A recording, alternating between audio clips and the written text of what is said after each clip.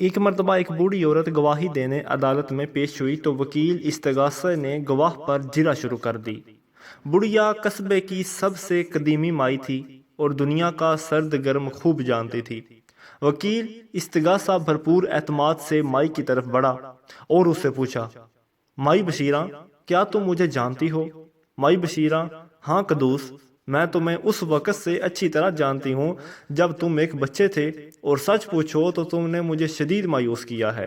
تم جھوٹ بولتے ہو، لڑائیاں کرواتے ہو، اپنی بیوی کو دھوکہ دیتے ہو، طوائفوں کے پاس جاتے ہو، تم لوگوں کو استعمال کر کے پھینک دیتے ہو اور پیٹھ پیچھے ان کی برائیاں کرتے نہیں تھکتے۔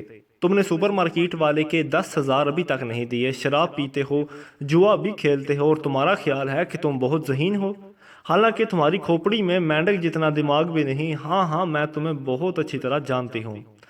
وکیل ہکا بکا رہ گیا، اس کی سمجھ میں نہیں آیا کہ اب کیا پوچھے۔ گھبراہٹ میں اس نے وکیل دفاع کی طرف اشارہ کیا اور پوچھا، مائی بشیرہ، تم اس شخص کو جانتی ہو؟ مائی بشیرہ، اور نہیں تو کیا، جیسے میں عبد الغفور کو نہیں جانتی؟ ارے میں اسے اس وقت سے جانتی ہوں جب یہ ڈائپر میں گھومتا تھا اور سارا محلہ ناک پر ہاتھ رکھ کر اس سے دور بھاگتا تھا۔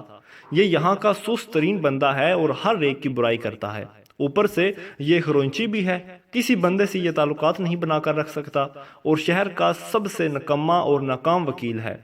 4 بندیوں سے اس کا افیئر چل رہا ہے، جن میں سے ایک تمہاری بیوی بھی ہے۔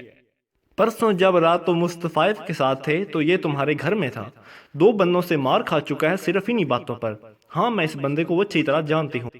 اس کے بعد جج نے دونوں وکیلوں کو اپنے پاس بلایا اور آہستہ سے بولا، اگر تم دونوں احمقوں میں سے کسی نے مائی بشیرہ سے یہ پوچھا کہ وہ مجھے جانتی ہے تو میں تم دونوں کو پھانسی دے دوں گا۔